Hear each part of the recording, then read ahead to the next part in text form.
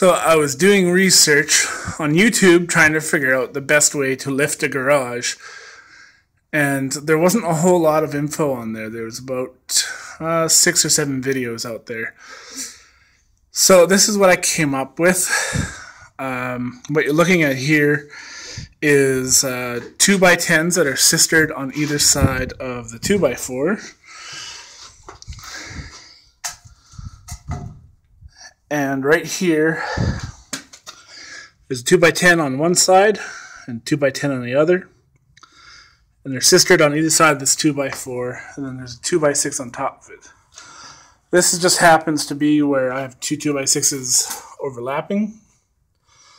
And that is just for the support lengthwise of the building. This building is 22 feet long. Now, the way I've done this is overkill if you are just lifting the garage to do work underneath it.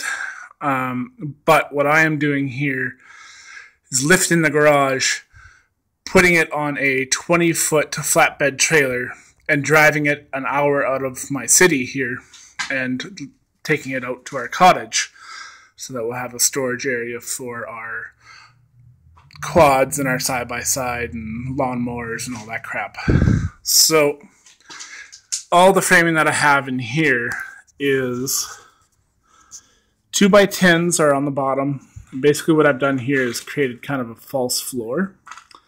And then I've got 2x4s that are coming up and holding the tops of the walls. What that does is, theoretically, takes the weight of the roof and takes the weight of the walls. And then these 2x10s are bolted using, from what I found is I could not find a good price on bolts. So what these bolts actually are for when you're pouring concrete, you can stick them in. So they're just your 1/2-inch bolt, and on the other side is a little L bracket here. These worked out. They come in a 2-pack. Up here in Canada, I bought them at Lowe's for $2.79 for every bag of 2-pack. So they come with a washer and a bolt. So here I've done 2x6s along the walls to hold basically for the beams to sit against. Those are 3-inch screws, number 8 screws, I believe. And they seem to be holding up just fine here. What I'm doing here is I'm using a bottle jack and I'm jacking up one corner, and I go anywhere from 2x6 widths to 2x6 and a 1-inch board. Any higher than that, the whole building starts to pull one direction. And I really, really don't want this thing to fall on me because I'm working alone.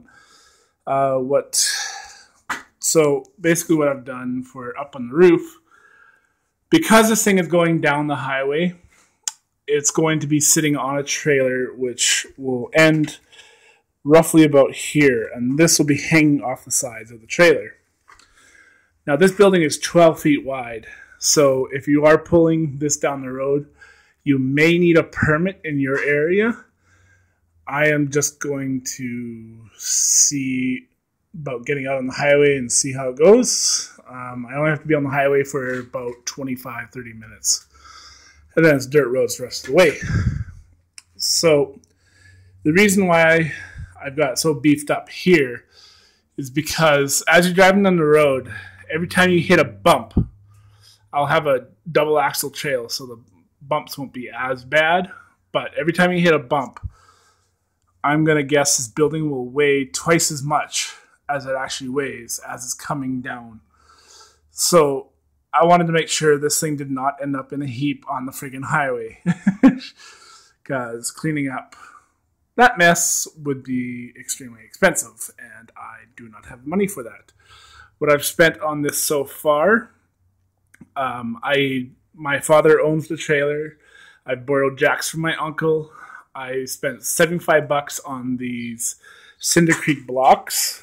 I have broken one because I turned it on its side trying to jack up, and it busted in half because they're not designed to take the weight on their sides. They're only designed to take the weight from the top down.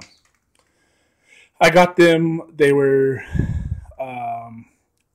seconds, or blemished bricks, basically. So I got them for $2.50 each. Depending on your Cinder Creek block manufacturer, they may give them away for free, or they may just tell you to take a hike.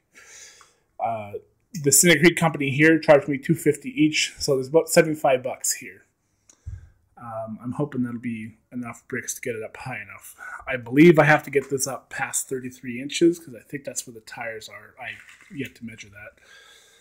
And so that's how I've done the blocks. So I've got one bottle jack here, and what I do is I go from one corner to the next corner, and then I go to that corner, and then I go to that corner over there. When I first got this to lift off the ground, this particular garage was stapled or nailed to the floor. So I had to break those nails apart, and that was pretty hard. But once those came free, as you can see, I have no support between here and this building. It bends down in the center. I think I've measured it out. It's about an inch of sag on probably about 18 feet of span. So this will be adequate if you're just lifting. I would, if you're going to be setting it up for long periods of time, put blocks underneath every single 2x10. So, and up here, because it's going down the road, there's 2x4s that are screwed at an angle. That's to help keep it square. I don't think I'll have a problem with it going on a square, but better safe than sorry. So I'll do an update once I have this all the way up, and then I'll have the trailer underneath it after that, and then I'll have it on the highway after that, and then delivered where it's supposed to be. So hopefully this helps somebody out. From what I've got invested in this is about $450 in material right now. So it's not cheap.